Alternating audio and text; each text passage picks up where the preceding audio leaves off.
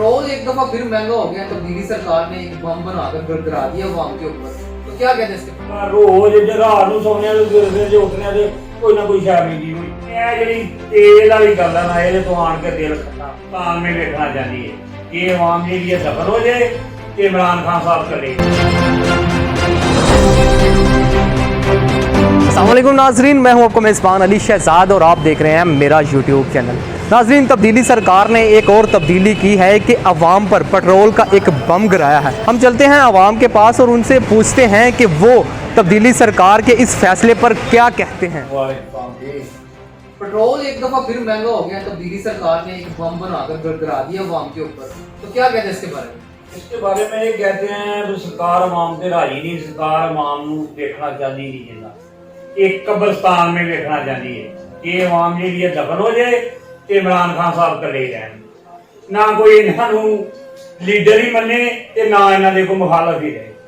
मैनू तो यही नजर आ रहा क्योंकि सब तो चेता और इसका ज्यादा सारे पूरे जिले जो मैं अपने आप को बहुत तस्लीम कर एक ने यह जी तेल वाली गल है ना ये तो आन के दिल खट्टा होने लग जाते हैं। ये तो बहुत ज्यादा हम नफरत हो गई है कि तेल इन्ना महंगा रोज रात ਨੂੰ ਸੌਂਿਆਂ ਦੇ ਸਵੇਰੇ ਜੇ ਉੱਠਣਿਆਂ ਦੇ ਕੋਈ ਨਾ ਕੋਈ ਸ਼ਾਮ ਮਹਿੰਗੀ ਹੋਈ ਹੁੰਦੀ ਹੈ। ਜੇ ਸਵੇਰੇ ਮਕਸਦ ਨਹੀਂ ਮਹਿੰਗੀ ਹੁੰਦੀ ਸ਼ਾਮ ਨੂੰ ਹੋ ਜਾਂਦੀ ਹੈ, ਨਹੀਂ ਤੇ ਰਾਤ ਦੇ ਹਨੇਰੇ ਦੀ ਹੋ ਜਾਂਦੀ ਹੈ। ਪਤਾ ਨਹੀਂ ਕੋਈ ਹਨੇਰੇ ਦੀ ਕੋਈ ਗੱਲ ਐਸੀ ਬੜੀ ਹੈ ਕਿ ਜਿਹੜੀ ਹਨੇਰੇ ਦੀ ਰਾਤ ਦੀ ਮਹਿੰਗਾਈ ਵੱਧਦੀ ਜਾਂਦੀ ਹੈ, ਰਾਤ ਦੀ ਮਹਿੰਗਾਈ ਵੱਧਦੀ ਜਾਂਦੀ ਹੈ।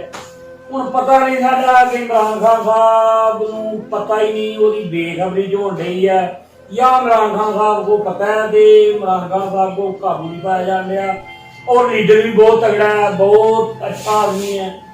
पता नहीं सानू कि इमरान खान को लोग उनकी थ्रेड कर रहे थे कि थ्रेड हो गई बधाई होंगे तेल कि एडा लीडर अच्छा होने नाल तेल बदलने नाल सानू कोई हुण देखो खाद है, खाद जी ना 3032 रुपये की बोरी हुण मिल रही है 7000 की बोरी।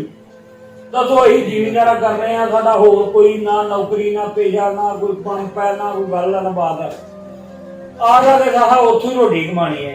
हुण मैं तुहानूं कसम देना इस गल दी हल चुक्या ना मैं DAP नहीं पाई कड़ी, मैं यूरिया ने गुजारा कर लिया कि यार साडे कोल नहीं तफीक जिमीदारा भी साडा दूह मरदियां दा एक साडे कोल तफीक ही नहीं। साडी फसल आउंदे नूं फसल जिहड़ी आई महा खा के अपना ढिड पूरा करने के ज्यादा बच्चों का हुंदा।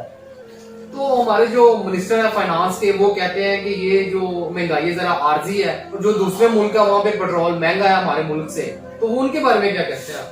उनके बारे कहते हैं कि ये हुकूमत अपने आप से बर्दाश्त करे ना, जिमीदार से ना बर्दाश्त करे, अवाम से बर्दाश्त ना करे क्योंकि अवाम बहुत राजी है इमरान खान से। जो कहती है महंगाई उदों इन्दा जिवें अखां कबूतर जिवें बिल्ली नूं वेख के अखां वेखदा है, महंगाई नूं वेख के असीं अखां नहीं वेख जाने पर पता नहीं हमारी नहीं जाना। सवेरे फिर रोटी उठा के उठ पैने आ ते ओह चलो दाल महंगी हुंदी है, चलो ओनूं बर्दाश्त करने आ, सवेर रोटी ते महंगा होया हुंदा। एक दिन ये भी सस्ता हो जाना कितना होया जी 1 रुपया 11 पैसे।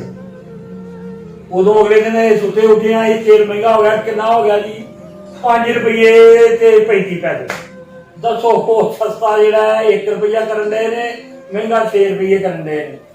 सानू ना ते पता लगा भी हुकूमत की मनी नहीं जान रही या ये कुछ होर बजारी है, ये गल को लोग ब्लैकमेल करन दे ने, बाहर दे मुल्क करन दे ने या अंदरले करन दे ने, साडी समझ नहीं काम करदी। असीं हम टुकरों तंग हो गए, सफैद पोही की मच चले हैं। जी आपने इनकी गुफ्तगू सुनी, उन्होंने कहा है कि हम लोग तो सफेद पोशी में ही मर रहे हैं, हमें ये समझ नहीं आ रही कि ये कहां से दबाव है। अवाम इमरान खान से खुश है लेकिन जब वो महंगाई का सुनते हैं जैसे बिल्ली को कबूतर देखकर आंखें बंद कर लेता है।